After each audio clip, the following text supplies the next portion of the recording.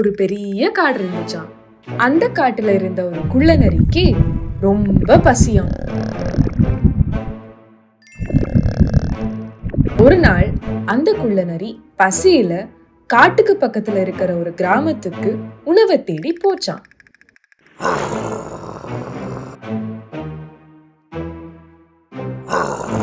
அந்த கிராமத்துல இருந்த சில நாய்கள் குள்ள நரிய முறைச்சு பார்த்துட்டு இருந்துச்சான். அந்த நாய்கள் எல்லாம் குள்ள நரிய துரத்த பயத்துல குள்ள நரி ஓடி போய் ஒரு வீட்டுக்குள்ள புகுந்துச்சான். அங்க இருந்த ஒரு பெரிய தொட்டியில தொப்புன்னு குதிச்சு குள்ள நரி ஒளிஞ்சுக்கிச்சான்.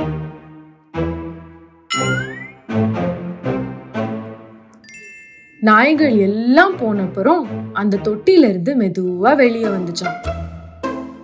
வெளியே வந்த அந்த குள்ள நரிக்கு தான் ஒளிஞ்சுக்கிட்டு இருந்தது நீல நிற சாயம் இருந்த தொட்டினே தெரியல. குள்ள நரியோட உடம்பு பூரா நீல நிறமா மாறிடுச்சு. இது எதுவுமே தெரியாத அந்த குள்ள நரி காட்டுக்குள்ள போக காட்டுல இருந்த மத்த விலங்குகள் எல்லாம் நீல நிற குள்ள நரிய பார்த்து பயந்து ஒளிஞ்சுக்கிச்சான். இத பார்த்த குள்ள நரி சந்தேகப்பட்டு ஆத்துல இருந்த தண்ணியில தன்னை பார்த்து ஆச்சரியப்பட்டுச்சான்.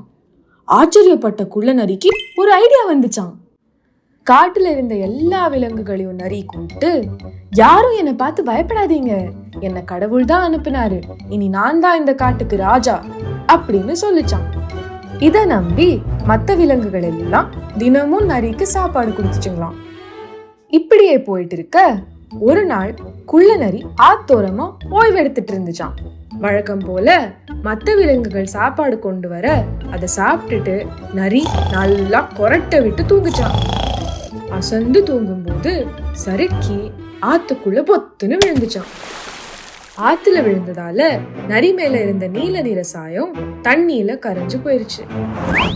இத பார்த்த அந்த விலங்குகளுக்கு அப்போதான் இது ஒரு சாதாரண நரிதான்னும் இவ்வளோ நாள் அந்த விலங்குகளை ஏமாத்திட்டு இருந்ததுன்னு புரிஞ்சுது.